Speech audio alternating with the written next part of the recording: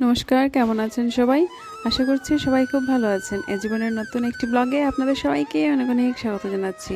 আবারও নতুন একটি ব্লগ নিয়ে এসেছি। এখানে দেখতে পাচ্ছেন আমি রেডি হয়ে বেরিয়ে পড়েছি। সকাল 11টার দিক দিয়ে আমি বেরিয়ে পড়েছিলাম। আর দিনটি ছিল 13 তারিখ।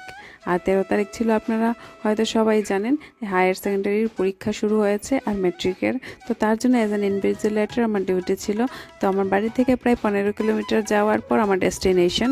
আর সেখানে আমি সবার প্রথম গিয়েছিলাম। আমার যেহেতু প্রথমবারের জন্য এমন ডিউটিটা হয়েছে, তো যাই হোক আমি প্রথমে গিয়ে পৌঁছে যাই। আর মাঠ পুরো ফাঁকা, আর রাস্তায় কিন্তু পুরো ভিড় ছিল। সব স্টুডেন্টসরা কিন্তু বাইরে দাঁড়িয়েছে অ্যাজ এ ফিক্সিংয়ের জন্য।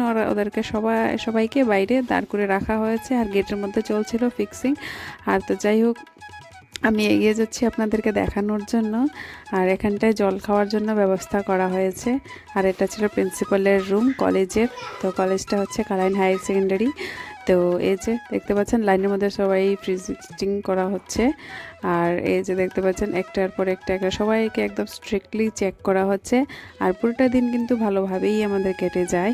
আর সেখানটার পরে কি হয়, আমাদের মোবাইল কিন্তু জমা দিয়ে দিতে হয়। আর এটা হচ্ছে একদম যখন শেষের দিকে, তখন আমরা সবাই শেষ করে মোবাইল নিয়ে তারপর আমাদের ছুটি হয়ে যায়। দেখতে পাচ্ছেন গ্যাদারিং কেমন, একদম রাস্তার মধ্যে পা রাখার জায়গা নেই এমনটা আর কি। তো আমার এই স্কুলে যাওয়ার জন্য প্রথমে আমাকে অটো নিতে হয়, তারপর 300 মিটার হেঁটে যেতে হয় বা অন্য একটি অটো নিতে হয়। তো আসার সময় যেহেতু সময় ছিল আমার হাতে, তার জন্য ভাবলাম হেঁটে চলে আসি। কিন্তু আমার সাথে যিনি স্যার ছিলেন উনি বললেন, না আমি আপনাকে ড্রপ করে দেবো অল্প জায়গা। তো ঠিক আছে, ওনার বাইকে উঠে পড়লাম অল্প একটু জায়গার জন্য। উনি ড্রপ করে দিলেন। তারপর আমি দেখলাম এই যে ক্ষীরাগুলি এখানে বিক্রি করা হচ্ছে, খুব দারুণ এই সিজনের জন্য। তো সেখান থেকে নিয়ে নিলাম হালি 20 টাকা করে, 3 হালি 50 টাকা দিয়েছি। তো তারপরও আমার এই যে কোলগুলোর দিক দিয়ে, যেটাকে আমরা বড়ই বলি আমাদের লোকাল ভাষায়, তো এগুলি একদম দেখতে যতটা মিষ্টি ছিল, খেতে ততটা বিচ্ছিরি ছিল। কি বলবো, একটা খাওয়ার পর আমি শুধু শসাগুলি ক্ষীরাগুলি নিলাম। নেওয়ার পর আমি আবারও আমার ডেস্টিনেশনের জন্য একটি অটো ধরলাম।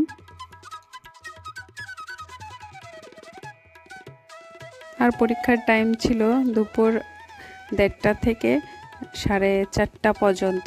তো 4:30টার পর বেরোতে 5টা, বাড়ি আসতে আসতে পুরো সন্ধ্যা হয়ে যায়। এই যে প্রথমে আমি যাই ধনকে নিয়ে আসার জন্য। আর এখানে আমি ড্রাইভার দাদাকে টাকাগুলো দিয়ে দিই। আর সেখানে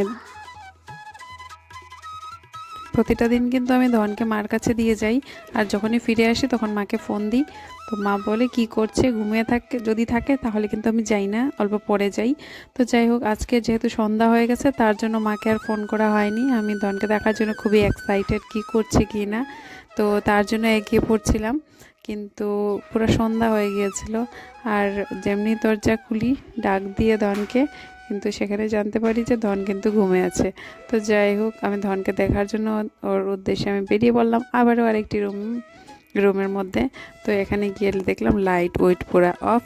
তো যাই হোক লাইট অন করলাম, অন করার পর ধনকে দেখছি অত পুরা নিদ্রায় এই সন্ধ্যাবেলায়। তো যাই হোক ওকে আর নিয়ে যাচ্ছি না বাড়ি, অল্প পরে এসে নিয়ে যাব। আর আমার শাড়িটা কেমন লাগছে আপনাদের কমেন্টে জানাবেন। আর আমার যেখানে সবচেয়ে শান্তির জায়গা, সেই জায়গাটা হচ্ছে আমাদের মিস্টার ইন্ডিয়ার কাছে। তো আজকের ভিডিওটি এখানেই শেষ করছি।